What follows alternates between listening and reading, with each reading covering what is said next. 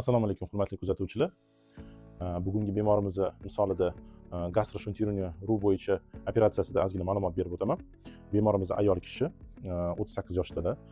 Ahamiyatli tomoni, bemorimizda semizlik yo'q, tana vaznisi 28. Asosiy muammo bemorimizda qandli diabet 2-tip. Bemorimiz bir necha yildan beri qandli diabet tufayli davolanib kelmoqdalar. Butunlay qandli diabetdan qutulish maqsadida jarrohlik yo'li bilan bizga murojaat qilib keldilar. Birinchi navbatda bemorni to'liq tekshiruvdan o'tkazdik. Chunki bu turdagi operatsiya hamma qandli diabet 2-tipga to'g'ri kelavermaydi. Qaysi bemorlarga bajarish mumkin? Oshqozon osti bezi faoliyati yaxshi saqlanib turgan bemorlarga mumkin. Masalan, qandli diabet 1-tip va qandli diabet 2-tip, lekin insulinga muhtoj turlarda afsuski bu operatsiyani o'tkazish mumkin emas. Bunaqa turdagi bemorlar albatta tashqaridan insulin qabul qilish kerak bo'ladi. Xo'p, operatsiyamizdan asosiy maqsad bu ichaklardagi inkretin gormonlarini ishlab chiqarishni kuchaytirish. Sxema ko'rinishida operatsiyani chizib beraman. Demak, bu bizning oshqozonimiz. Bu oshqozonimiz. Birinchi navbatda katta oshqozondan kichkina oshqozon yasab olamiz. Kichkina oshqozon yasab oladi. Qolgan oshqozonning qolgan hamma qismi qorin bo'shlig'ida qoladi va o'z faoliyatini davom ettiraveradi. Birinchi yasab olgan kichkina oshqozonimiz bu kam ovqat qabul qilishga sharoit qilib beradi. To есть restriksiya ta'siri. Kam ovqatlanadi bemor. Amaliyotimizning keyingi bosqichi bu 12 barmoq ichakli ichak tugagan sohadan och ichakni 120 sm o'lchaymiz. Mana bu 30 boylanma ichak tugagan sohasi, mana bu och ichak boshlang'ich sohasi. Och ichak boshlang'ich sohasidan bu bemorimizda 120 sm o'lchab oldik.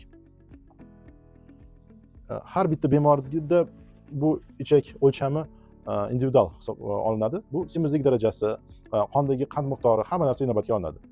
Xo'p, 120 sm och ichak o'lchab oldik va 120 sm o'lchab olganimizdan keyin o'sha yerdan kesamiz.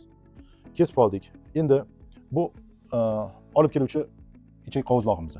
Endi bu yerdan uzilgan soha bu olib ketuvchi ichak qovuzlog'i hisoblanadi. Shu olib ketuvchi ichak qovuzlog'ini oshqozonga ulaymiz. Kichkina oshqozonimizga ulaymiz.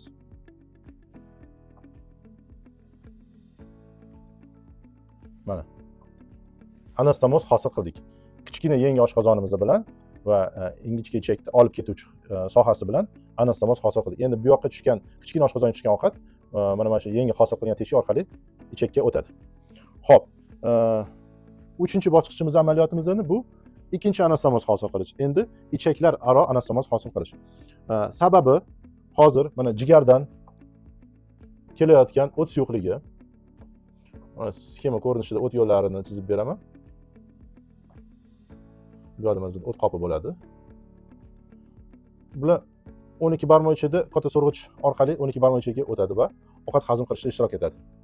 Yana ahamiyatli tomoni, qorin parda ortida, taxminan mana shu sohada oshqozon osti bezi joylashgan bo'ladi.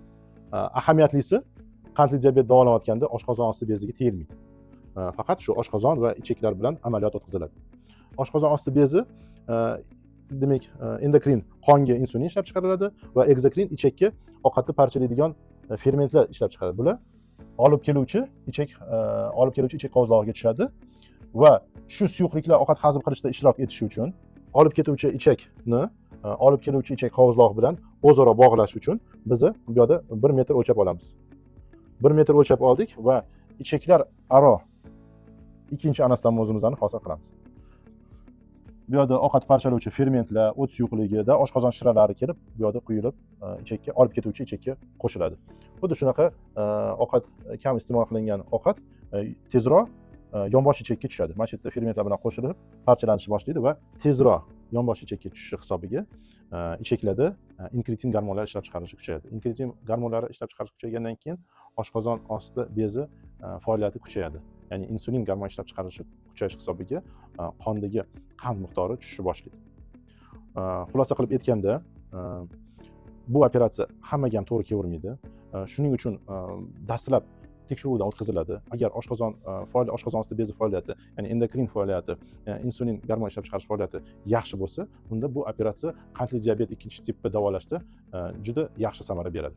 Agar siz qandli diabet 2-tip bilan xasta bo'lsangiz va aynan operatsiya yo'li bilan davolanmoqchi bo'lsangiz, unda siz bizga murojaat qiling.